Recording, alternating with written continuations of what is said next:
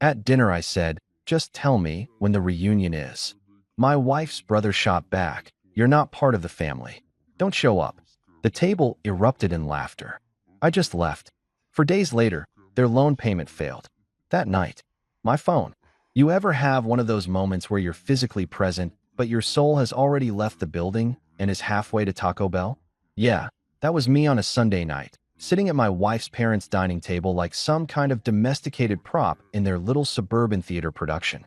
I had my homemade lasagna sitting in front of me. The same lasagna I'd spent 3 hours making because apparently store-bought wasn't good enough for the Parker family standards.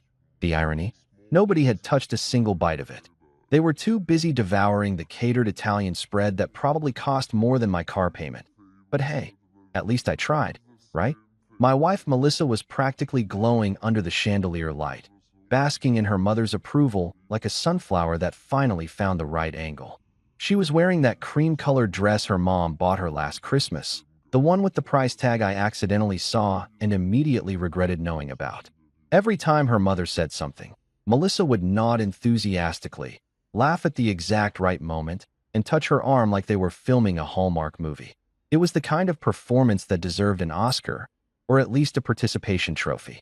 Across from me sat Derek, Melissa's older brother and the family's golden child, despite being about as golden as a participation medal from a rigged carnival game. He was going on and on about his booming business, some tech startup thing that involved a lot of buzzwords like synergy and disruption, but very little actual profit. I knew this because I'd secretly bailed his ass out twice in the past year.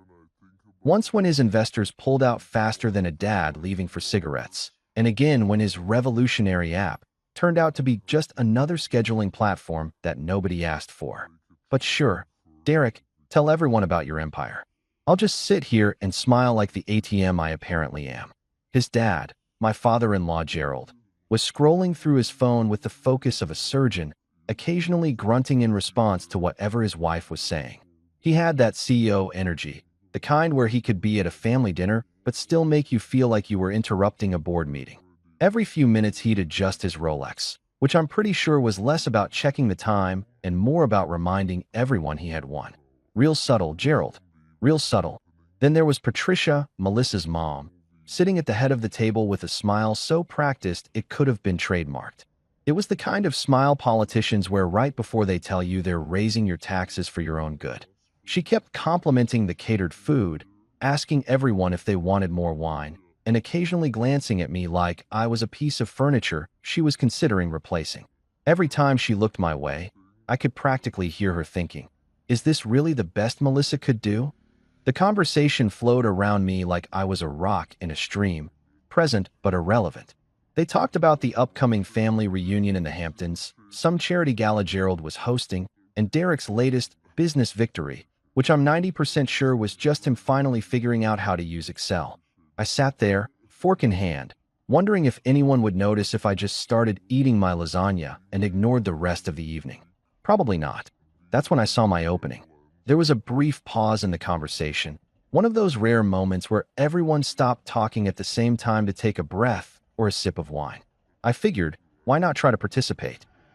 Show them I was actually paying attention? So I leaned back in my chair, kept my tone light and casual, and said, just tell me when the reunion is. I'll book early this time.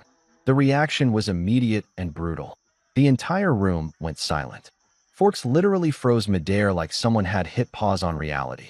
Melissa's eyes went wide. Patricia's smile faltered for half a second before snapping back into place, and Gerald actually looked up from his phone, which I'm pretty sure was a first. Derek, though? Derek leaned back in his chair with this smirk that made me want to punch his perfectly whitened teeth, and he delivered the line that would replay in my head for weeks. You're not part of the family. Don't show up. And then the table erupted. Not in shock, not in defense of me. No, they laughed. Patricia did that thing where she covered her mouth with her napkin like it was scandalous but hilarious. Gerald chuckled and went back to his phone. Derek was practically wheezing, looking around the table for validation like a comedian who just nailed his punchline. And Melissa? My wife, the woman I'd been married to for 5 years, the person who was supposed to have my back? She tried to hide her giggle behind her wine glass, but I saw it. I saw the corners of her mouth turn up, saw her shoulders shake slightly. She thought it was funny. I sat there for what felt like an eternity, but was probably only 10 seconds, processing what had just happened. This was my wife's family, the people I'd spent holidays with, loaned money to, made lasagna for, and they were laughing at me being publicly excluded from their little country club circle. The sheer audacity of it all was almost impressive. Almost. But here's the thing about being humiliated in front of people who think they're better than you. It gives you clarity. Suddenly, everything made sense. The subtle digs about my job, the jokes about my car, the way they always seemed surprised when I knew what wine to order. It all clicked into place. I wasn't family to them. I was an accessory, a plus one they tolerated because their daughter happened to marry down. So I did what any self-respecting person would do in that situation. I smiled. Not a fake smile like Patricia's, but a real one, the kind that comes from finally understanding the joke. I stood up slowly, adjusted my tie like I was getting ready for a photo shoot, and looked Derek right in his smug face. The table went quiet again, waiting to see what I'd do. Would I get angry? Storm off? Cause a scene? Instead, I said, "No problem. I'll stay home and watch Family Feud. You guys seem to be starring in the live version." The silence that followed was chef's kiss perfect. Patricia's mouth opened slightly, Gerald's finger paused mid-scroll, and Derek's smirk evaporated faster than my respect for this family. Melissa looked like she wanted to say something, but nothing came out. Good. Let her marinate in that awkwardness. I grabbed my jacket from the back of my chair, picked up my untouched lasagna, and walked toward the door. Nobody stopped me. Nobody apologized. Nobody said a damn word. As I reached the front entrance, I heard Patricia whisper loudly, "Well, that was dramatic," followed by more uncomfortable laughter. I walked out into the cool night air, got into my car, and sat there for a moment with my lasagna on the passenger seat. Then I started laughing, really laughing, because I'd just walked out on dessert, and somehow, that felt like the best decision I'd made all year. Back home, I sat at my kitchen table, the one I'd bought from IKEA, and assembled myself because apparently hiring someone to do it was wasteful spending, according to Melissa, with my leftover lasagna sitting in front of me like a consolation prize. The apartment was quiet in that heavy way that makes you notice things you normally don't, like the hum of the refrigerator or the upstairs neighbor's inexplicably loud footsteps at 10 o'clock on a Sunday night. I popped open the aluminum foil covering my masterpiece, grabbed a fork, and took a bite. And you know what? It was damn good. Better than good. It was phenomenal. The sauce had the perfect balance of sweet and savory. The cheese was melted to perfection, and the pasta was cooked just right. Not too soft, not too firm. This lasagna deserved a standing ovation, a parade, maybe even its own cooking show. What it definitely didn't deserve was to sit untouched on that pretentious dining table while everyone scarfed down overpriced catered garbage. I took another bite and thought, this lasagna deserves better company than them. And honestly, so did I. I half expected my phone to buzz within the hour. Maybe a text from Melissa saying, "Hey, that was awkward. Sorry about Derek being a complete tool." Or perhaps Patricia would call with one of her practiced apologies that somehow made you feel like you were the one who needed to apologize. Hell, I would have even settled for Gerald sending a thumbs-up emoji or something equally low effort. But no, nothing. Radio silence. My phone sat on the table next to my plate, dark and judgment-free, which was more than I could say for the people I'd just walked out on. By the time I finished my second helping of lasagna, because why not? I made it for 8 people and now it was all mine.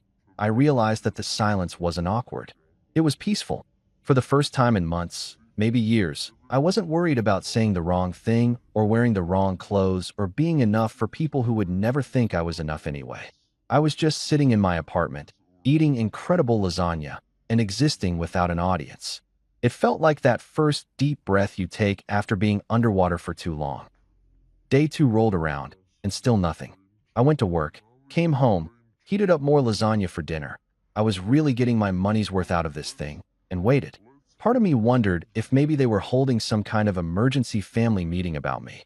I could picture them all sitting in Gerald's home office with its mahogany desk and leather chairs, discussing the situation like I was a quarterly earnings report that came in under projection.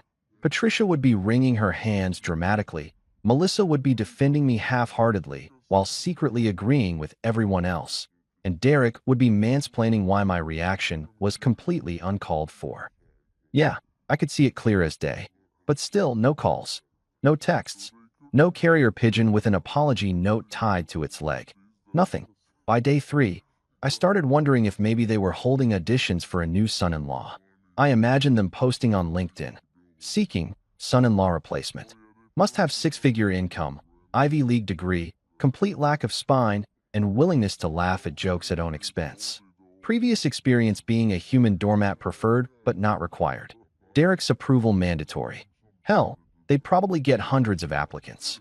There's no shortage of people willing to marry into money and put up with casual humiliation if the benefits package is good enough.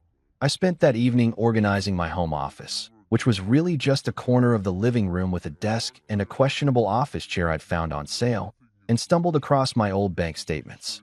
I'd been meaning to go through them for months, but kept putting it off because who actually enjoys looking at where all their money went?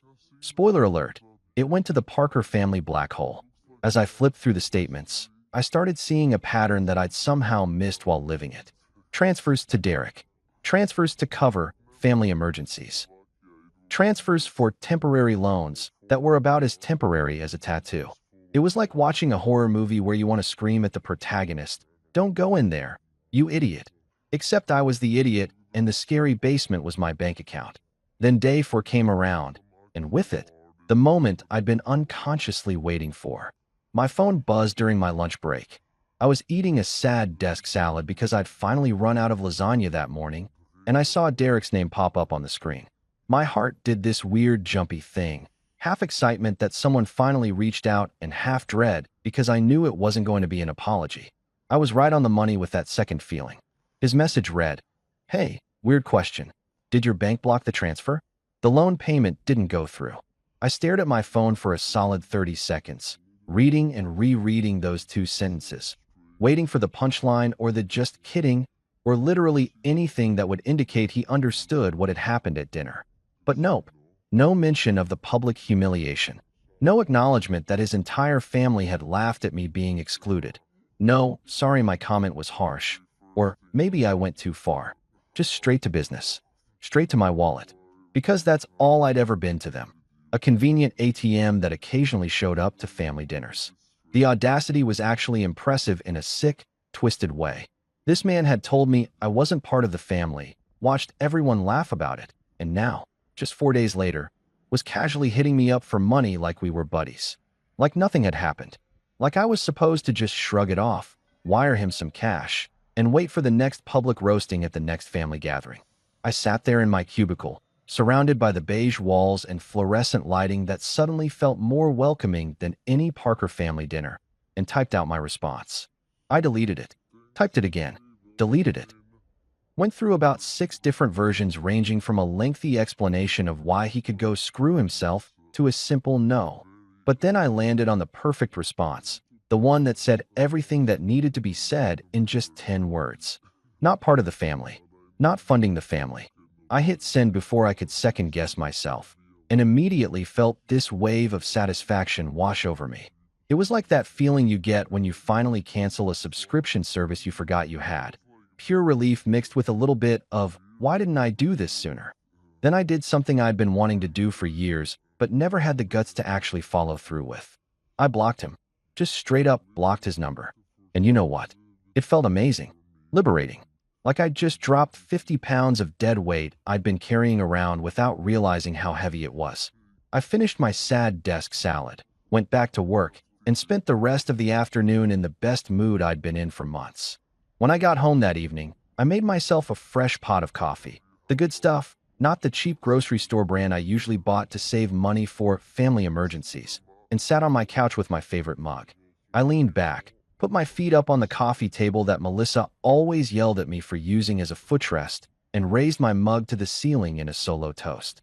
Here's to financial freedom and emotional bankruptcy. On their end, I said out loud to my empty apartment. And then I laughed. Really laughed. The kind of laugh that comes from deep in your chest and makes your eyes water a little bit.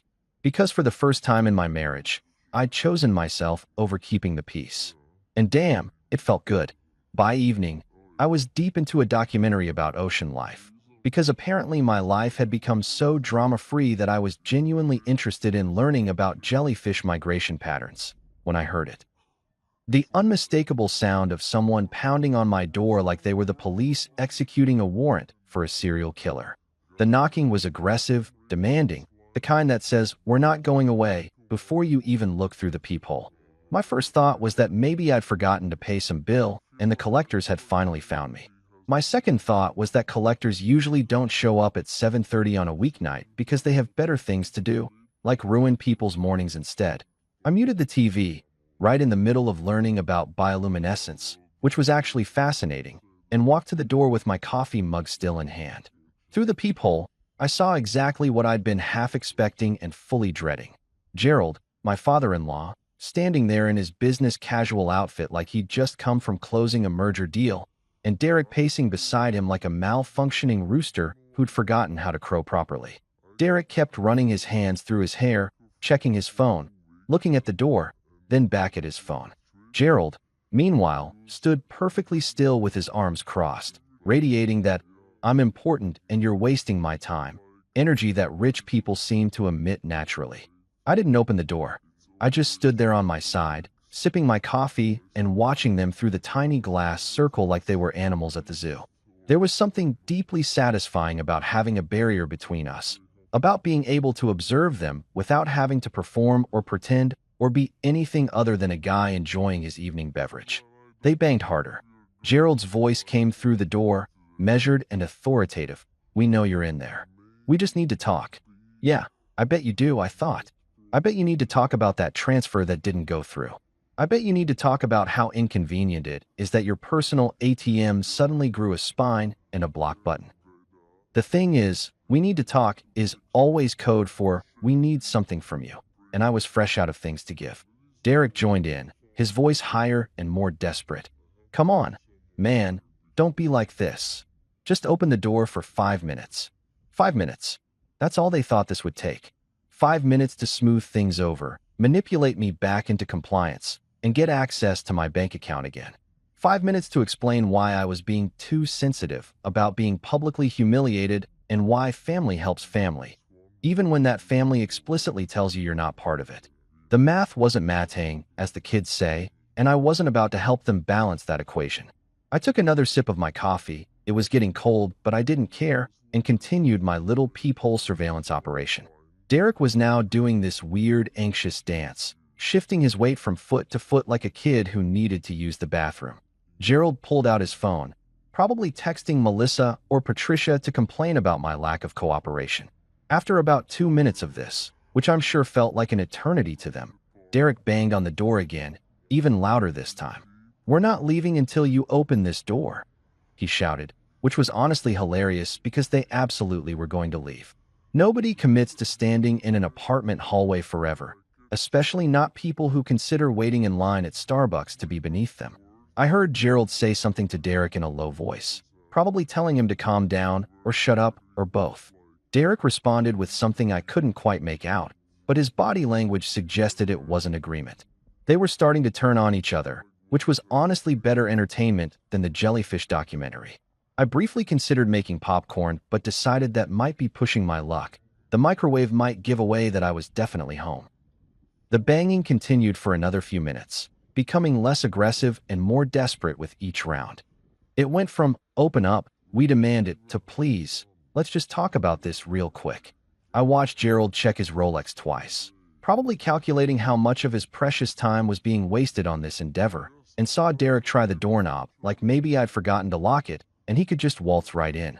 Spoiler alert, I hadn't forgotten. I'd actually double-locked it, because paranoia and good decision-making sometimes look the same. Eventually, after what felt like 15 minutes, but was probably closer to 10, I heard Gerald say clearly, "This is ridiculous. Let's go." Derek protested something about he has to come out eventually, but Gerald was already walking away. I watched through the peephole as Derek stood there for a few more seconds, staring at my door like it had personally betrayed him, before finally following his father down the hallway. A minute later, I heard the telltale sound of their SUV, one of those massive luxury tanks that gets approximately 8 miles per gallon and makes backing out of parking spots everyone else's problem, starting up in the parking lot. Then came the aggressive acceleration, tires squealing slightly as they peeled out of the driveway like teenagers who just got rejected at prom. The sound faded into the distance, and suddenly my apartment was quiet again except for the hum of my refrigerator and the upstairs neighbor doing whatever weird cardio routine they did every evening. I stood at the door for another moment, just to make sure they weren't pulling some kind of fake out where they'd wait in the parking lot and rush back when I opened the door. But no, they were really gone. The coast was clear. I was safe in my jellyfish documentary watching sanctuary. I raised my mug toward the door in another solo toast. And that's how you ghost your in-laws without dying first, I announced to my empty living room, feeling absolutely triumphant. But I wasn't done. Oh no, I was just getting started. I walked over to my makeshift home office corner, set my coffee mug down on a coaster, because I'm not an animal, and pulled out my old bank statements from the drawer where I'd stuffed them a few days ago. I grabbed a highlighter from my desk organizer, one of those yellow ones that's so bright it practically glows, and got to work. I started with the most recent statement and worked backward, highlighting every single transaction that had anything to do with Derek or the Parker family. $300 here for emergency car repairs that Derek needed right away. $800 there for temporary business expenses that were definitely not temporary. $1,500 for that time Patricia needed help with her charity event that mysteriously required cash. $2,000 when Derek's revolutionary app was about to tank because apparently prayer and positive thinking alone don't pay supplier invoices. The more I highlighted, the angrier I got. Not the hot, explosive kind of anger that makes you want to throw things, though I was definitely considering throwing my pen across the room at one point, but the cold, calculated kind that makes you really see things clearly for the first time. Each highlighted line represented a time I'd said yes when I should have said no. Each transaction was a moment I'd chosen keeping the peace over keeping my dignity. And all of it, every single dollar, had gone to people who'd spent years treating me like a second-class citizen in their kingdom of casual cruelty. When I was finally done, the papers looked like some kind of abstract art project, bright yellow highlights everywhere, creating patterns that told the story of my financial and emotional exploitation. I spread them out on my desk and just stared at them for a minute, taking in the full scope of what I'd allowed to happen. It was like looking at a map of a country I'd somehow agreed to live in without realizing how terrible the climate was, which smelled like a combination of old carpet and someone's excessive cologne, turning the envelope over in my hands like it might explode. It had weight to it, the kind that suggested something more substantial than a letter or a bill. My first thought was anthrax, which I'll admit was probably overly dramatic, but you never know with rich people who feel wronged. They've got resources and connections and a fundamental belief that consequences don't apply to them. I took the envelope back upstairs, set it on my kitchen counter, and stared at it for a solid 5 minutes while I made myself a sandwich. Turkey and cheese, nothing fancy, because my life had become refreshingly simple since I'd stopped trying to impress people who thought Grey Poupon was a personality trait. The envelope just sat there, taunting me with its mystery. Finally, I grabbed a butter knife, because apparently I was still cautious about potential explosives, and carefully opened it. Inside was cash. $400 in crisp $20 bills, stacked neatly and held together with a paper clip. No note. No explanation. No, sorry we treated you like garbage, or my bad about the whole public humiliation thing. Just money, sitting there like it was supposed to speak for itself. Like $400 could somehow erase years of condescension, manipulation, and that dinner where they'd all laughed at me being excluded from their country club circle of dysfunction. I picked up the stack of bills and fanned them out, half expecting to find some kind of hidden message written on them, or maybe a passive-aggressive sticky note. But no, it was just money, cold, impersonal, and completely missing the point. This was their apology. This was them thinking they could buy their way back into my good graces, or more accurately, buy their way back into my bank account. The sheer audacity of it made me laugh, that bitter kind of laugh you do when you realize people are even worse than you thought they were. I walked over to my trash can, the one with the broken foot pedal that I kept meaning to replace, but never did, and just stood there holding the cash. Part of me, the practical part that had been paying bills and eating ramen to help these people, said, "Keep it, idiot. It's $400. That's groceries. That's utility bills. That's at least some return on your $20,000 investment in the worst family ever. But the other part, the part that was finally learning what self-respect felt like, said something different.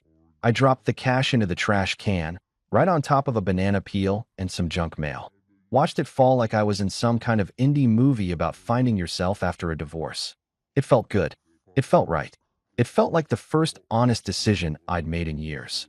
$400 to these people was pocket change, tip money, the amount they probably spent on brunch without thinking twice. It wasn't an apology. It was an insult gift wrapped in Benjamin Franklin's face. That night, I was deep into a cooking show, some British guy yelling at people about risotto, when my phone rang. Unknown number, which I normally don't answer because I have student loans and they're persistent, but something told me to pick up. And sure enough, it was Gerald's voice on the other end, smooth and measured like he was negotiating a business deal instead of calling his son-in-law who he'd helped publicly humiliate less than a week ago.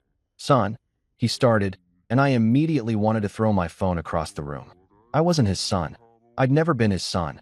I was the guy who married his daughter and became a convenient financial resource. Son was what he called me when he wanted something. About the loan, he continued, his voice trailing off like he expected me to jump in and fix everything. But I didn't. I just waited. Let the silence stretch out between us like taffy. Made him actually work for it instead of assuming I'd roll over and make things easy like I always had before. I could practically hear him sweating through the phone, trying to figure out why his usual manipulation tactics weren't landing. Finally, I cut in. The one your son couldn't pay? Yeah, I got the memo. My voice was cheerful, almost friendly, which somehow made it worse. Kill them with kindness, as they say, except the kindness is actually weaponized sarcasm. He sighed, this long, dramatic exhale that sounded like it came from the depths of his soul, or whatever passed for a soul in people who wore $3,000 suits. Don't take it personally, he said, and I could hear him adjusting in his leather chair, probably in his home office with all his fancy degrees on the wall. It's just business. And there it was. The line that rich people use when they screw you over and want you to pretend it's okay. It's just business. Like that somehow erases the personal element. Like money doesn't represent time and effort and sacrifice. Like I hadn't worked overtime and skipped vacations and lived on a budget so I could fund their just business ventures. I laughed. Actually laughed right into the phone, and I could tell it caught him off guard because he went silent. That's the problem, I said, still chuckling. It's always business with your family. Never humanity. Never basic human decency. Just transactions and spreadsheets, and who can manipulate who out of what. I paused, letting that sink in for a second. You sent me $400 in an envelope, like I'm some kind of hitman you need to pay off for keeping quiet. No note, no apology, just cash. You know what that tells me? That you think everything, including respect, dignity, and basic family relationships, can be bought. And honestly, Gerald, that's the saddest thing I've ever heard. There was silence on the other end. I could hear him breathing, probably trying to formulate some response that would make him sound reasonable while still getting what he wanted. But I didn't give him the chance. Here's the thing. I continued on a roll now. I threw that money in the trash, right on top of some really disgusting banana peels. Because that's what I think of your guilt money. That's what I think of this whole it's just business mentality. You can't buy your way out of being terrible people, and you definitely can't buy your way back into my bank account. Now wait, he started, his voice rising slightly, losing that measured corporate calm. No, you wait, I interrupted, feeling more powerful than I had in years. You had your chance. You had multiple chances. You've had years of chances to treat me like a human being instead of a walking wallet. And every single time, you chose to treat me like I was beneath you. So now I'm choosing to treat you like you don't exist. How's that for business? He tried to say something else, probably some variation of, you're being unreasonable, or think about Melissa, but I didn't care. I was done. Done with the manipulation, done with the guilt trips, done with pretending that their version of family meant anything other than exploitation with a side of holiday dinners. Have a great evening, Gerald, I said, my voice dripping with the kind of false politeness that would make a Southern belle proud. And tell Derek that loan payment he's worried about? Yeah, it's not coming. Ever. Enjoy your bankruptcy. Then I hung up, just pressed that red button, and ended the call before he could respond. And you know what? It felt incredible. It felt like finally standing up after years of being pushed down. It felt like the best phone call I'd ever had with the man, which was really saying something about the quality of our previous conversations. I sat there on my couch, phone in hand, heart racing a little bit from the adrenaline of actually standing up for myself. The British chef on TV was still yelling about risotto, completely oblivious to the personal revolution happening in my living room. I looked around my small apartment. The IKEA furniture, the stained carpet I kept meaning to clean, the empty walls that Melissa always complained about, and realized something profound. This place, with all its flaws and budget constraints, was more home than that massive Parker estate had ever been. Because here, I didn't have to perform. I didn't have to pretend. I didn't have to be anything other than exactly who I was. And that, I decided, was worth more than all their money and approval combined. I smiled, settled back into my couch, and turned up the volume on the cooking show. Best evening I'd had in weeks. That night, I couldn't sleep. Not because I was anxious or upset or having second thoughts about telling Gerald where he could shove his business philosophy. No, I couldn't sleep because I had this buzzing energy running through my veins like I'd mainlined espresso directly into my bloodstream. I kept thinking about that phone call, replaying it in my head like a highlight reel of personal growth, and every time I got to the part where I hung up on him, I smiled so hard my face hurt. But the smile faded when I realized something important. These people weren't going to learn. They weren't going to have some magical epiphany where they suddenly understood they'd been terrible. Rich people don't work like that. They need receipts. Literal, physical, undeniable receipts. So at 2 in the morning, wearing my oldest pajama pants and a t-shirt with a mysterious stain I'd stopped trying to identify years ago, I sat down at my desk and fired up my laptop. The screen lit up my face in the darkness like some kind of deranged accountant preparing for the audit of the century. Which, in a way, I was. I logged into my online banking, had to reset my password because apparently I hadn't checked it in 3 weeks, which probably said something about my avoidance issues, but whatever, and started the process all over again. But this time was different. This time I wasn't just highlighting for my own records. This time I was building a case file, a portfolio of evidence that would make a prosecutor weep with joy. I went through every single statement from the past 3 years, printing out each page that showed a transfer to Derek, a loan, to the family, or a temporary help payment that was about as temporary as a diamond. My printer, this ancient HP dinosaur that sounded like it was dying every time it printed, wheezed and groaned its way through 47 pages of financial documentation. I spread them all out on my living room floor because my desk wasn't big enough to handle the sheer volume of my stupidity. It looked like a crime scene, except instead of chalk outlines there were bank statements. And instead of evidence of murder, there was evidence of financial homicide. My money's murder, specifically, executed by the Parker family over multiple years with calculated precision. $300 here for Derek's emergency car repair that I later found out was actually him getting custom rims because apparently his business was doing so well he could afford decorative wheels, but not, actual business expenses. $800 there for the time Patricia needed help with her charity gala because the caterer required a deposit and somehow their multiple bank accounts were all temporarily tied up. $1,500 for when Derek's app was failing and he needed to keep the lights on at the office, which I discovered later was actually a WeWork space that cost like $200 a month. $2,000 for the time Melissa's parents needed help with property taxes, even though they owned a house worth more than I'd make in a decade. The list went on. And on, and on. Every transfer had a story, and every story was basically the same. They needed money. I gave it, they never paid it back, and somehow I was supposed to feel grateful for the opportunity to help. It was like being in an abusive relationship except instead of one person, it was an entire family. And instead of love bombing, they used guilt tripping and social pressure. I grabbed a red pen, because highlighters felt too subtle for this moment, and started circling the amounts.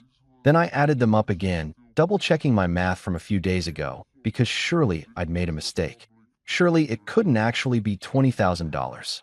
But nope, the calculator on my phone confirmed it. $20,347 to be exact. The 347 felt especially insulting, like they couldn't even round it up to a nice, even number. They had to squeeze every last penny out of me. I sat there on my living room floor, surrounded by evidence of my own enabling, and felt this weird mix of emotions. Anger, obviously. embarrassment that I'd let it go on for so long, but also this strange sense of clarity, like I was finally seeing the full picture after years of only looking at individual pixels. This wasn't just about Derek being a mooch or Gerald being manipulative. This was a system, a family operation where I was the resource to be extracted and exploited. But here's the thing about finally seeing clearly. It makes you want to help other people see clearly too. Or in this case, make them look at what they've done and feel something: guilt, shame, recognition, anything. So I gathered up all 47 pages, stacked them neatly like I was preparing a presentation for the world's most dysfunctional board meeting, and packed them into a large brown envelope I'd bought from Office Depot during a lunch break months ago and never used. On the front of the envelope, in my neatest handwriting, the kind I used to use for birthday cards before I realized this family probably threw them away without reading them, I wrote, "This is who I've been. Ask yourselves who you've been." It felt profound in the moment, like something a philosopher would say, or maybe a really deep fortune cookie. Would it actually make them reflect on their behavior? Probably not. Would they just throw it away and call me dramatic? Almost definitely. But that wasn't the point. The point was that I was drawing a line, creating a record, making sure that somewhere in the universe there was documented proof that I had tried, that I had given, and that they had taken until there was nothing left to take. I sealed the envelope, grabbed my keys and wallet, and drove to the post office at 3 in the morning. Yes, they're closed at 3 a.m., but they have those blue mailboxes outside where you can drop stuff off and feel like a spy leaving classified documents in a dead drop. I sat in my car in the empty parking lot, which was weirdly peaceful in that liminal space between night and morning, and stared at the envelope for a minute. Last chance to be petty, I said out loud to myself, because talking to yourself at 3 a.m. in a post office parking lot is totally normal behavior. Once this goes in, there's no taking it back. But did I want to take it back? Hell no. I got out of my car, walked over to the mailbox with purpose, and dropped that envelope in like I was dropping a microphone after the greatest performance of my life. The satisfying thud it made hitting the bottom of the mailbox was better than any applause. I didn't need tracking. I didn't need confirmation.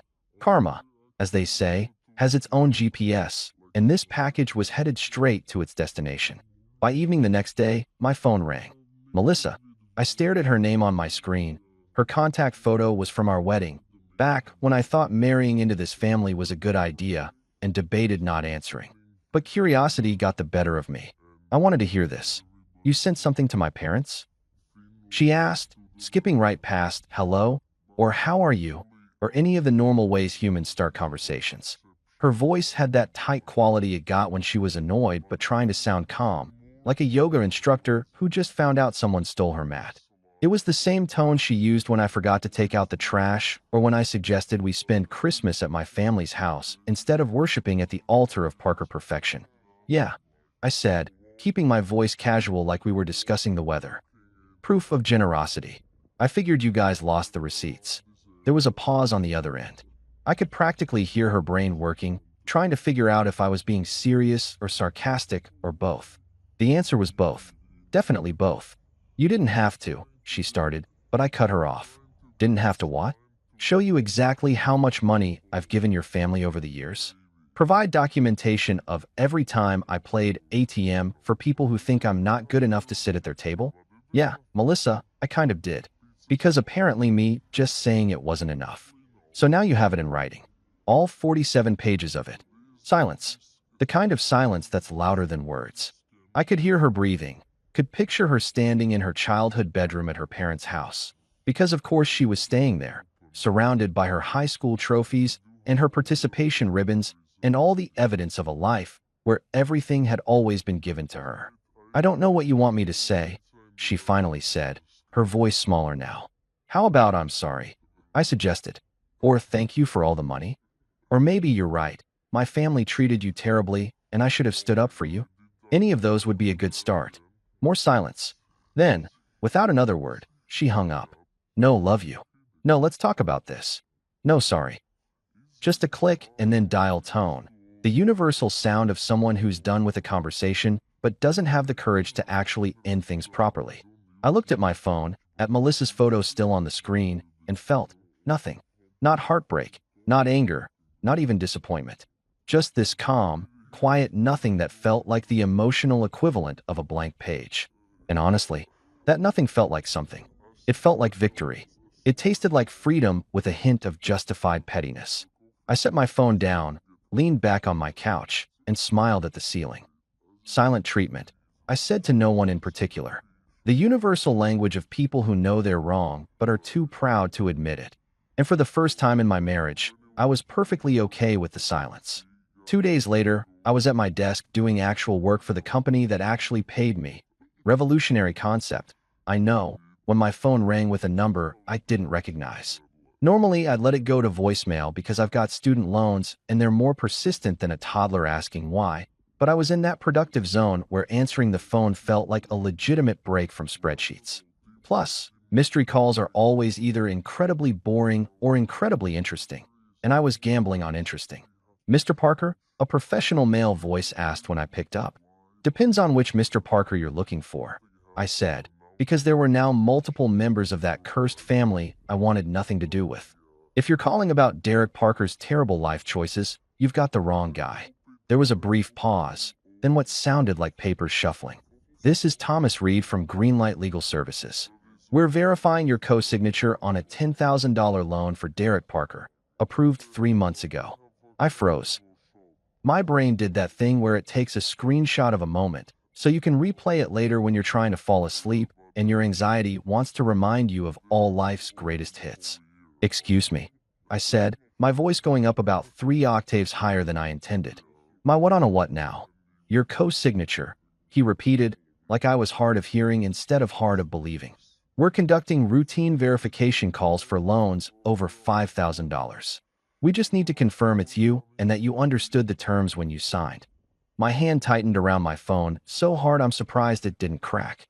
"Listen, Thomas," I said, trying to keep my voice steady even though internally I was screaming like someone who just discovered a spider in their shoe. "I don't know what signature you've got on that paperwork, but it's not mine. Unless I signed it in my sleep, or during a blackout I don't remember having, or while being possessed by a demon who's really bad with money. It's not legitimate." More shuffling of papers. I could hear keyboard clicking in the background, the sound of Thomas probably pulling up whatever fraudulent document Derek had submitted. "I see," he said slowly, and his tone shifted from routine verification to, "Oh crap, we might have a problem." "Mr. Parker, are you saying you did not co-sign a personal loan for Derek Parker on July 15th of this year?" July 15th, I was at a work conference in Chicago eating mediocre hotel food and sitting through presentations about quarterly projections, I said. I wasn't co-signing anything except my own expense reports. Which, by the way, I can prove because I have receipts. Actual receipts. Unlike some people in the Parker family who think documentation is optional. There was a long pause. I could practically hear Thomas's brain recalculating his entire day. "Mr. Parker, I'm looking at the signature on file right now, and I have to tell you, there are some inconsistencies." "Inconsistencies," I repeated. "That's a fancy legal word for this is completely fake, isn't it?" "I can't make that determination over the phone," Thomas said, going full corporate liability mode. "But what I can tell you is that based on this conversation and the discrepancies we're noting, you will not be held liable for this loan. We'll be conducting a full investigation into the matter." He said some other stuff about fraud departments and investigation procedures, but I barely heard him. My brain was too busy processing the absolute audacity of what Derek had done. He didn't just ask me for money. He'd literally forged my signature on a loan document.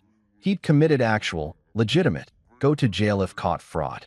Using my name, my credit, my identity, like I was just some kind of resource he could tap whenever he felt like it. Consequences be damned. After Thomas hung up, with promises to send me documentation and keep me updated, I sat there at my desk staring at my computer screen without actually seeing it. My coworker Janet walked by and asked if I was okay, and I just nodded like a broken bobblehead because I didn't trust myself to speak without either laughing maniacally or screaming. She gave me that concerned look people give you when they think you're having a breakdown but don't want to get involved, then hurried back to her cubicle. I pulled up my contacts and scrolled to a name I'd been hoping I wouldn't need. Rebecca Parson, attorney at law. Ms. Parson was someone I'd met at a work event about a year ago. One of those corporate mixer things where everyone pretends to enjoy warm white wine and stale cheese cubes.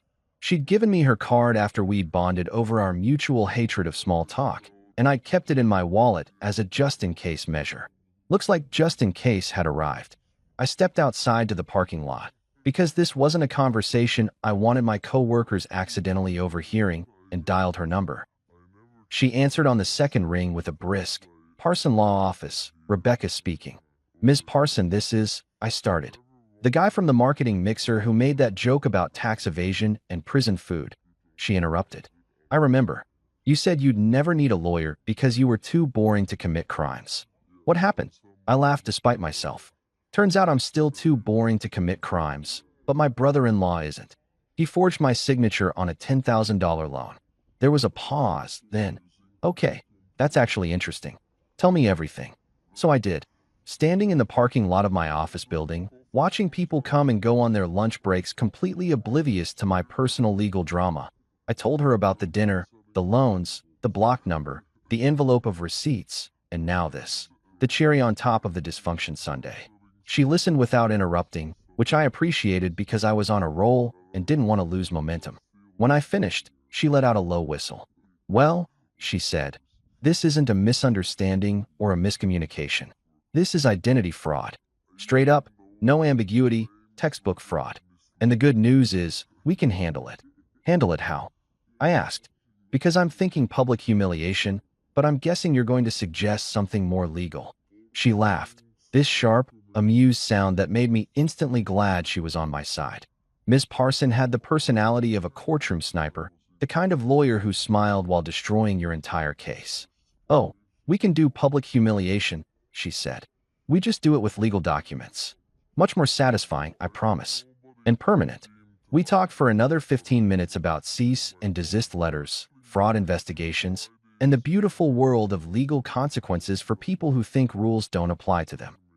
By the time we hung up, I had an appointment scheduled for the next day and a growing sense that maybe, just maybe, this was all going to work out. I walked back into the office feeling lighter than I had in weeks. Janet gave me another concerned look as I passed her cubicle, and this time I just smiled and said, "Everything's great, Janet. I just found out my brother-in-law is a criminal. Best news I've had all year." Her eyes went wide, but I was already back at my desk, pulling up my calendar to block off time for tomorrow's lawyer meeting. I sent Ms. Parson a follow-up email with all the documentation I had, bank statements, the loan verification call details, everything, and felt that familiar buzz of satisfaction that comes from taking action instead of just accepting garbage. That evening, I drove over to see Grandma Rose. She was my late mother's sister, pushing 75, but with more energy and sass than most people half her age. She lived in a small house about 20 minutes away, the kind of place that always smelled like fresh cookies and had doilies on every surface because apparently that's a requirement for being a grandmother. She was also the only relative in my entire extended family circle who had ever treated me like an actual human being instead of a disappointment or an ATM. She opened the door before I even knocked. She had this weird sixth sense about visitors and looked me up and down with those sharp blue eyes that saw everything. "Finally grew a spine," she said by way of greeting, stepping aside to let me in. "More like rented one from my lawyer," I joked, following her into the kitchen where she was already pouring tea. "Not coffee, tea." Grandma Rose was fancy like that. "Good," she said, setting a mug in front of me without asking if I wanted any. "About time. Sit down and tell me what those vultures did now." So I told her everything. The dinner disaster, the silent treatment, the fake loan signature, all of it. She listened while puttering around her kitchen, occasionally nodding or making disapproving sounds, but never interrupting. When I finished, she sat down across from me, folded her hands on the table like she was about to deliver a verdict, and said something that hit me harder than any legal document could. "They only step on you because you lay flat. Stand up, and they'll call you difficult. But difficult is just another word for self-respect." I sat there holding my tea, letting those words sink in. Best advice I'd ever gotten from someone wearing slippers and a cardigan covered in cat hair. We spent the rest of the evening playing cards and trash-talking my in-laws, and by the time I left, I felt like I'd just attended the world's best therapy session. Driving home, I thought about what Grandma Rose had said. Difficult. Self-respect. Two things the Parker family had spent years trying to convince me were the same as being unreasonable. But they weren't. Standing up for yourself wasn't difficult. It was necessary. And if that made me the bad guy in their story, well, at least I'd finally get to be a character with a backbone. Ms. Parson worked fast. Like, suspiciously fast. The kind of fast that made me wonder if she had a template for, your family member is a criminal cases just sitting in her files waiting for moments exactly like this. 2 days after our meeting, where she'd taken notes in a leather-bound journal like some kind of legal assassin planning her attack, she called me with an update that made my entire week. The cease and desist letter has been sent, she said, and I could hear the smile in her voice. Certified mail, signature required. They'll get it tomorrow morning at the latest. I was in the middle of microwaving leftover Chinese food because cooking felt like too much effort when your life was imploding in the best possible way, and I actually fist-pumped the air like I'd just won the lottery. My upstairs neighbor was vacuuming at that exact moment, so I'm pretty sure nobody heard me yell yes, but it felt good anyway. What happens now? I asked, stirring my lo mein with a fork because I couldn't find my chopsticks and honestly didn't care enough to look harder. Now we wait, Ms. Parsons said. Either they respond through their own lawyer, which would be the smart move, or they try to contact you directly, which would be stupid but not surprising. People who commit fraud aren't usually known for their excellent decision-making skills. She had a point. Derek had literally forged my signature on a legal document and somehow thought that would just work? Like the bank wouldn't verify it? Like I wouldn't find out? The man had the criminal planning skills of a cartoon villain, which would be funny if it wasn't also costing me sleep and sanity. We hung up after she reminded me not to engage with any Parker family members directly. Everything had to go through her now, which felt incredibly satisfying in a I have a professional shield against your nonsense kind of way. I ate my reheated lo mein, scrolled through Netflix for 20 minutes without picking anything, and finally settled on a documentary about World War II because apparently my life needed more conflict. 2 hours later, my phone buzzed with an email notification. I almost ignored it, probably just another promotional email about a sale I didn't care about, but something made me check. And there it was, sitting in my inbox like a turd in a punch bowl, an email from Derek. Subject line, really? Body text, you'll regret this. Family sticks together. That was it. 2 sentences. No punctuation errors, surprisingly, which made me think he'd probably had someone else read it first. Maybe Melissa. Maybe his dad. Maybe his business partner who definitely existed and wasn't just another person he'd scammed. The email was sent from his personal account. The one with his full name and some inspirational quote in the signature about success and persistence that felt deeply ironic given his current legal situation. I stared at those 2 sentences for a solid minute, feeling my blood pressure rise and then, weirdly, fall again. Because you know what? This was exactly what Ms. Parson had predicted. The stupid move. The direct contact. The attempt at intimidation that would only make things worse for him legally. It was like watching someone dig their own grave and then complain about the dirt under their fingernails. I hit reply. Ms. Parson would probably yell at me later for engaging, but some moments are too good to pass up, and typed. I'm sticking to the part where I don't go to jail for your crimes. Enjoy your cease and desist letter. It should arrive tomorrow. Or something nice for the mail carrier. Then I added, P.S. family sticks together?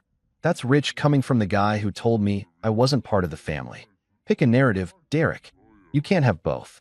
I hit send before I could second-guess myself, feeling that rush of satisfaction that comes from having the last word in an argument. Then, because I was apparently on a roll with good decisions, I turned off my phone completely. Not silent mode, not do not disturb, fully off.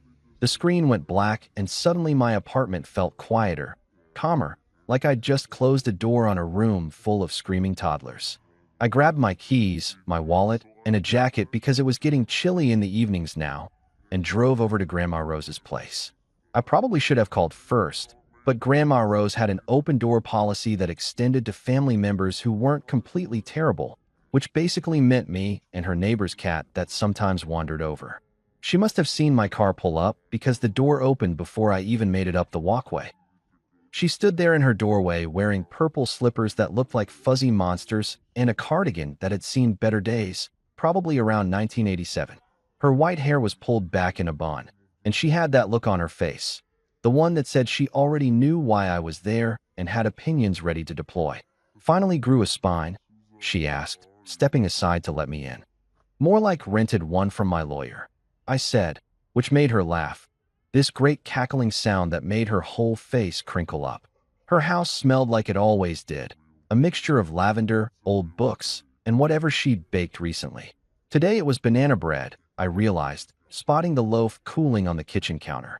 Her living room was exactly as I remembered. Floral couch that was probably older than me, doilies on every surface like they were multiplying when nobody looked, and about 15 framed photos of family members in various stages of life. I noticed she'd taken down the one of me and Melissa from our wedding. Good call, Grandma. She poured us both tea without asking if I wanted any. Chamomile, because apparently that's what you drink when your life is a legal drama, and settled into her favorite armchair with the kind of satisfied sigh that comes from sitting in the same spot for 30 years.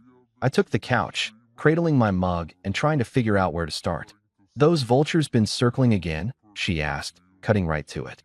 So I told her about the forged signature, about Ms. Parson and the cease and desist letter, about Derek's idiotic threatening email that was probably going to end up as evidence in court. She listened without interrupting, occasionally sipping her tea and nodding like she was mentally taking notes for later. When I finished, she set down her mug with a decisive clink and looked at me with those sharp blue eyes that had probably terrified her kids when they were growing up. "You know what your problem was?" she said. "Past tense." I asked hopefully. "Past tense," she confirmed. "Your problem was thinking that keeping the peace meant letting them walk all over you. That being the bigger person meant being the smaller doormat." I laughed because it was so accurate it hurt. "Yeah, I'm getting that now. They only step on you because you lay flat," she continued, warming up to her theme. "Stand up, and they'll call you difficult. They'll call you unreasonable, ungrateful, all sorts of things that basically mean, how dare you have boundaries. But difficult is just another word for self-respect, honey. Don't let them confuse the two." I sat there holding my tea, feeling like I'd just been given the secret password to a club I didn't know existed. Self-respect, boundaries, difficult. Words I'd been taught meant I was being a problem, when really they meant I was solving one. "You want some banana bread?" she asked, already getting up to cut me a slice. "Does it come with more life advice?" I joked. "Always," she said. "The banana bread is just so you don't leave hungry. The advice is free because you're family. Real family, not the Parker kind." We spent the next hour eating banana bread, which was phenomenal, by the way, and playing gin rummy, which Grandma Rose took way too seriously for a casual card game. She won 3 games in a row and accused me of letting her win, which I absolutely was not. The woman was just ruthless at cards. By the time I left, it was dark outside and I felt like I'd been to church, therapy, and a really good restaurant all at once.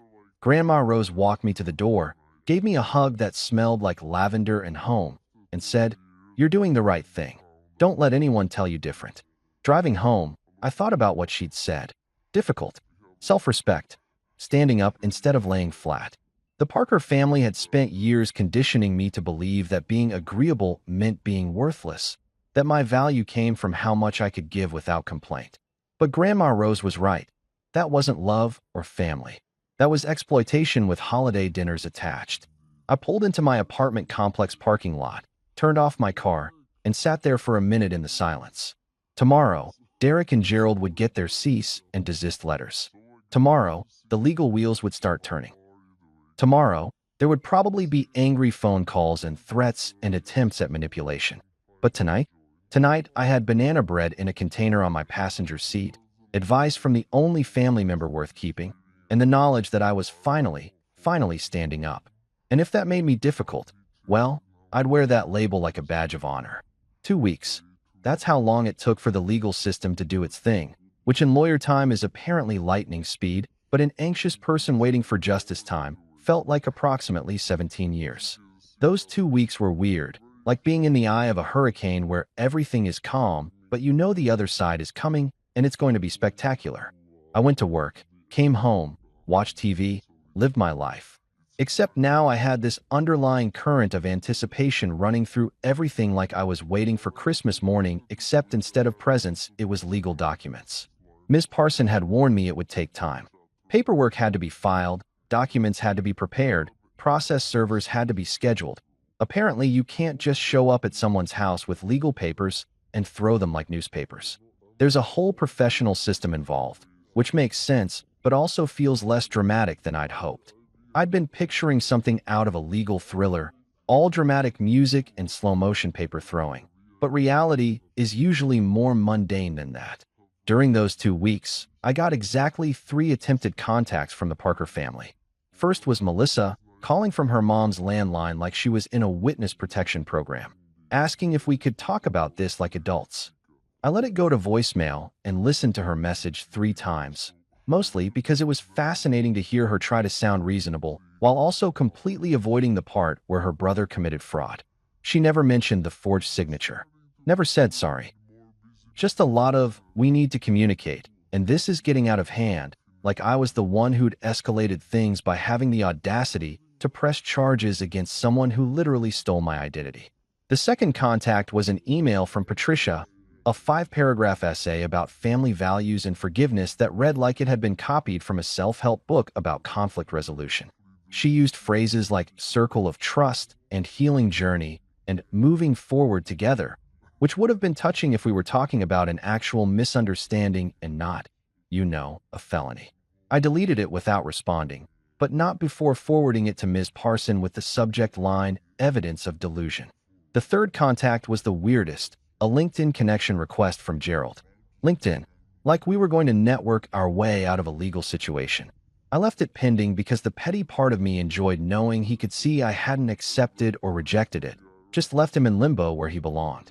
I spent most of those 2 weeks working, sleeping better than I had in years, and meal prepping like someone who'd finally realized they were worth the effort of cooking decent food. I made actual dinners, pasta dishes, stir-fries, even tried my hand at homemade pizza, which turned out surprisingly edible. It was like I'd been so focused on managing the Parker family chaos that I'd forgotten I was allowed to just exist, do normal person things, enjoy my own company. I also spent a concerning amount of time imagining how the serving would go down.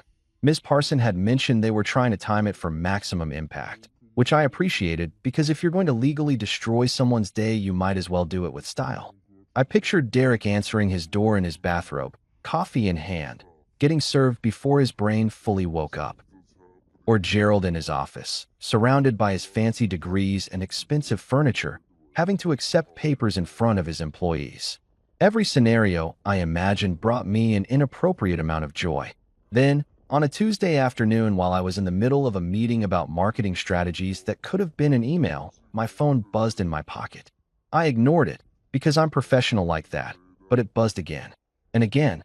By the 4th buzz, my manager Brad was giving me a look that said, "Really?"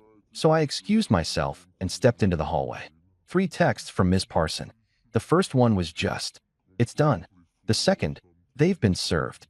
The third, "Call me when you can. You're going to love this." I stood in that fluorescent-lit hallway outside Conference Room B, staring at my phone like it had just told me I'd won the lottery, and felt this wave of pure satisfaction wash over me. It was done. The papers were delivered. The legal wheels were officially in motion. After years of being treated like a second-class citizen with a first-class bank account, after months of planning and 2 weeks of waiting, justice had finally shown up in physical form. I called Ms. Parson immediately, not even caring that I was technically still in a meeting.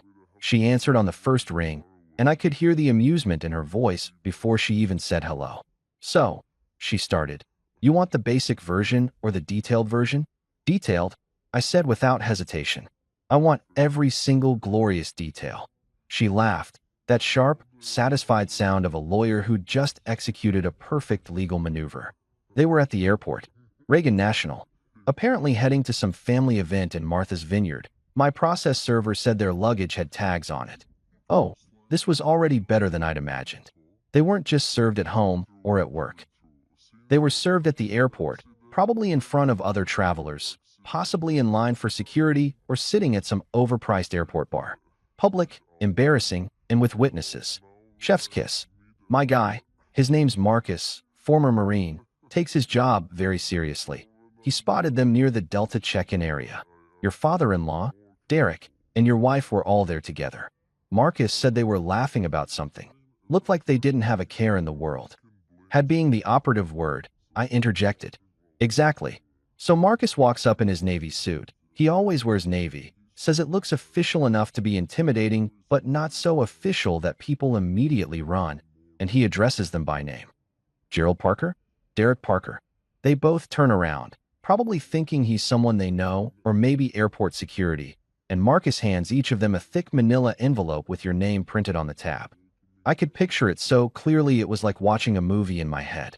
The busy airport terminal, announcements echoing overhead about boarding times and unattended luggage, travelers rushing past with their rolling suitcases. And there in the middle of it all, Gerald and Derek getting handed papers that would turn their entire day, possibly their entire year, upside down. What did they do? I asked, probably sounding way too eager. Derek went pale, Ms. Parsons said, and I could hear her grinning through the phone. Like, visibly pale. Marcus said it was like watching someone realize they left the stove on, except worse. He opened the envelope right there, which people usually don't do. They wait until they're somewhere private. And I guess the words fraud investigation and identity theft were visible enough because his hands started shaking. Beautiful. Absolutely beautiful. Years of Derek strutting around like he was God's gift to entrepreneurship, and now he was standing in an airport having a panic attack over legal documents. The universe had a sense of humor after all. Gerald tried to play it cool, she continued. Took his envelope, didn't open it, just kind of held it, and said something to Marcus about not knowing what this is. Marcus, professional that he is, informed him that he'd been served legal notice regarding a fraud investigation and that all the information he needed was in the envelope. Very calm, very official. Didn't engage with any questions. And Melissa? I asked, because I couldn't help myself. Marcus said she just stood there frozen. Like literally frozen, didn't move or speak. Just stared at her dad and her brother holding these envelopes with your name on them. He described her as looking like a bad actress in a legal drama who forgot her lines. I burst out laughing right there in the hallway. A coworker walking by gave me a weird look, but I didn't care. Melissa, always so composed, always so ready with the perfect response for her parents, just standing there with nothing to say. For once in her life, she couldn't smooth things over or redirect attention or make excuses. She just had to stand there and watch her family face actual consequences. Marcus said they missed their flight, Ms. Parson added. After he left, he saw them still standing there arguing. Apparently, Gerald wanted to go through security and deal with it later, but Derek was having a full meltdown. Your wife was on her phone, probably calling every lawyer she could think of. This is the best money I've ever spent on legal fees, I said, meaning every word. Oh, we're not done yet, Ms. Parsons said cheerfully. This is just the service of papers. Discovery is going to be fun. Financial records, depositions, the whole 9 yards. They're going to have to answer questions under oath about every loan, every transfer, every forged signature. It's going to get real uncomfortable real fast. We talked for a few more minutes about next steps and timeline, but honestly, I barely heard her. I was too busy replaying the airport scene in my head, adding details and imagining expressions. Derek's panic. Gerald's attempt at control failing spectacularly. Melissa frozen like a computer that crashed. It was poetry. It was justice with a side of public humiliation. It was everything I didn't know I needed. When I hung up, I stood in that hallway for another minute, just savoring the moment. This wasn't revenge. Revenge would have been me doing something petty and ultimately meaningless. This was justice, delivered by a professional in a Navy suit, backed by legal documents and the full weight of the law. This was consequences finding people who'd spent their whole lives avoiding them. I went back into the meeting, apologized for the interruption, and spent the rest of the hour with a smile on my face that probably made me look slightly unhinged. Brad asked if everything was okay, and I just nodded and said, "Everything's perfect. Just got some really good news." And it was. It really, truly was. The next few weeks were absolutely glorious, and I mean that in the most petty, satisfying way possible. It was like watching dominoes fall, except instead of dominoes, it was the carefully constructed empire of lies the Parker family had built, and instead of feeling bad about it, I felt like throwing a parade. Ms. Parson kept me updated with regular emails that read like chapters from the world's most satisfying legal thriller, each one better than the last. Derek's fake loan got voided within the first week. The bank's fraud department moved faster than I expected. Apparently, they don't appreciate when people forge signatures on $10,000 loans because it makes them look bad and potentially liable. Who knew? Derek's accounts got frozen while they investigated, which meant his booming business suddenly had no access to funds. MS. Parsons sent me a copy of the bank's letter to Derek, and I'm not ashamed to admit I printed it out and hung it on my fridge like a child's straight-A report card. It was that beautiful. But the real poetry came when I found out about Gerald's credit score.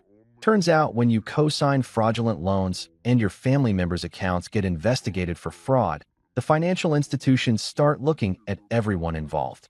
Gerald's pristine credit, the kind that gets you premium cards and exclusive investment opportunities, took a nosedive faster than the stock market in 2008.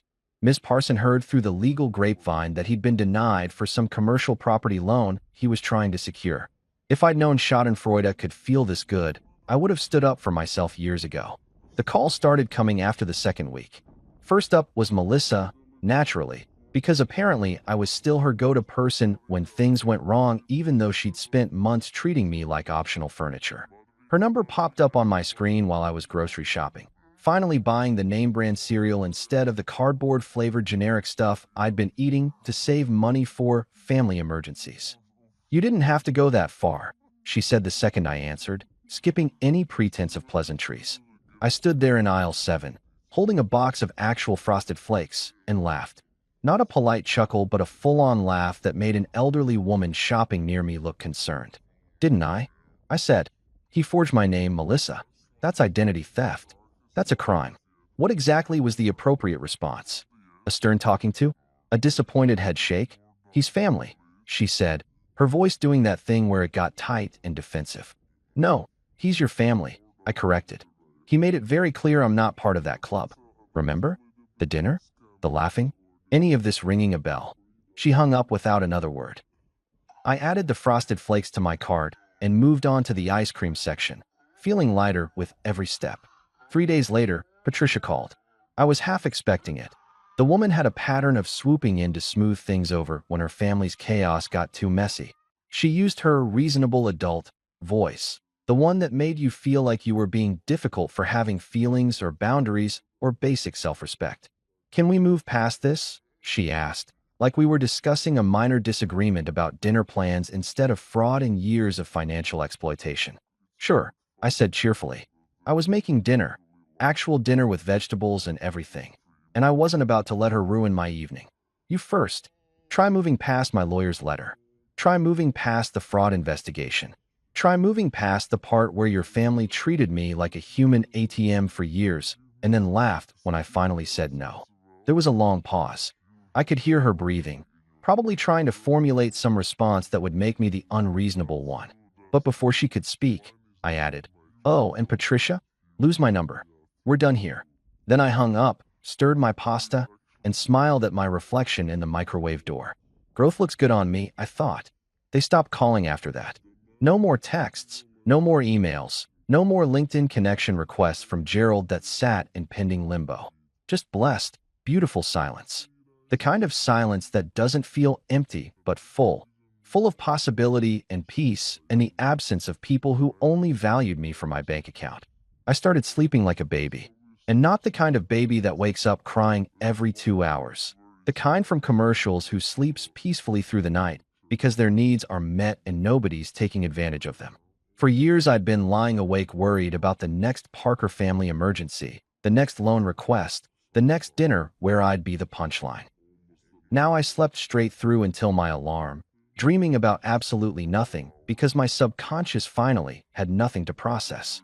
One night, about 3 weeks into my new drama-free existence, I realized I couldn't remember the last time I checked my bank account with anxiety. I used to log in daily, sometimes multiple times, making sure there was enough to cover whatever crisis the Parkers had manufactured.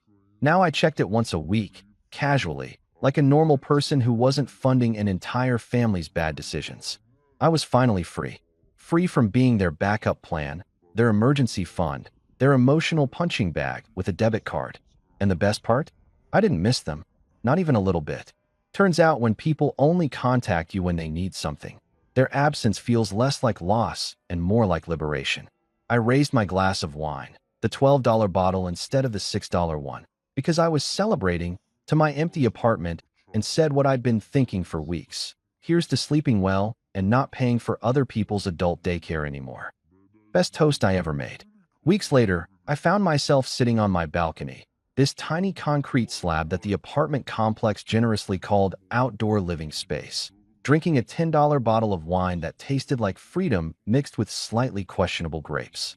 It was one of those perfect autumn evenings where the air was cool enough to need a light jacket, but not cold enough to actually go inside. The sun was setting, painting the sky in those Instagram filter colors that people never believe are real, and I was just existing. No drama, no crisis, no family emergency requiring my immediate financial intervention. Just me, my questionable wine, and the sound of my neighbor's TV playing Wheel of Fortune through the wall. Melissa had officially moved back in with her parents about 2 weeks ago. She'd sent me a text, not even a call, just a text, saying she needed space to think and was staying at her childhood home, temporarily.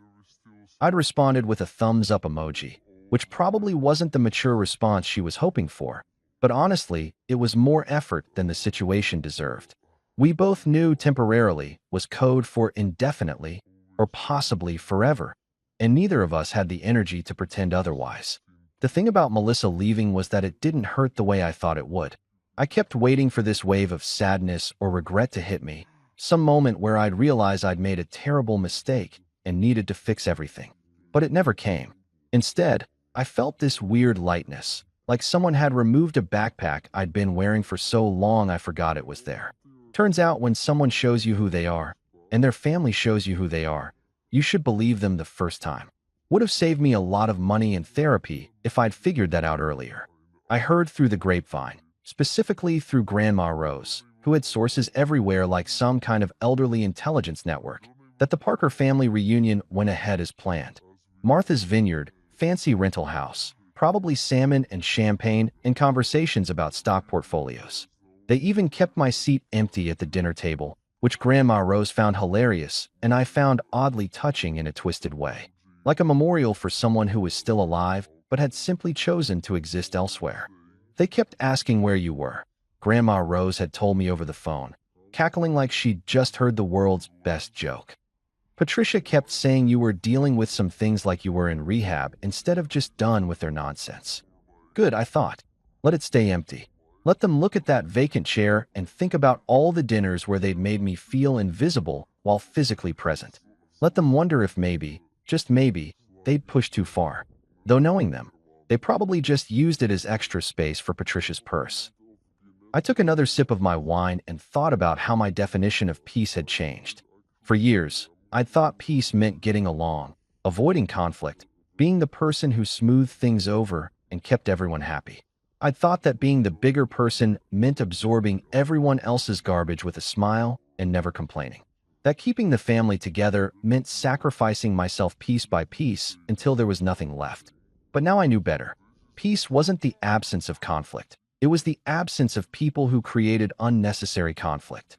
It wasn't about keeping toxic people happy. It was about keeping toxic people away. Real peace, I discovered, was walking away from people who didn't value you and somehow still wishing them well from a safe, legally protected distance. My phone buzzed with a text from Ms. Parson. Derek's fraud case moving forward. Discovery starts next month. You still good? I typed back. Never better. Let me know if you need anything. She responded with a professional thumbs up, and I smiled. The legal process was slow but thorough, and for once in my life, I didn't mind waiting. Justice doesn't have to be fast to be satisfying. I leaned back in my cheap plastic patio chair, the kind you buy from Target for $20 and pretend is comfortable, and raised my wine glass to the empty evening sky. The streetlights were starting to flicker on. My neighbor had moved from Wheel of Fortune to Jeopardy, and somewhere in Martha's Vineyard my former in-laws were probably toasting to family values they didn't actually possess. Here's to family, I said out loud to nobody in particular, the only investment that never yields returns. And then I laughed. Really laughed. Not the bitter, angry kind, but the genuine, from the gut kind that makes your eyes water and your chest hurt in a good way. Because for the first time in years, maybe ever, I wasn't part of their family, and that was finally, absolutely, beautifully the best news I'd ever heard. I wasn't their ATM anymore. I wasn't their backup plan or their emergency fund or their punchline. I was just me, sitting on a balcony with cheap wine, discovering that being alone was infinitely better than being with people who made me feel alone anyway. The wine was terrible, the chair was uncomfortable, and my apartment was about a quarter the size of the Parker estate. But you know what? It was mine. My space, my rules, my peace. And that made it worth more than all their money and approval combined. I finished my glass, watched the last colors fade from the sky, and went inside to start planning my actual future, the one where I spent my money on myself, made decisions without committee approval, and lived my life on my terms. Turned out walking away wasn't the end of my story. It was finally the beginning.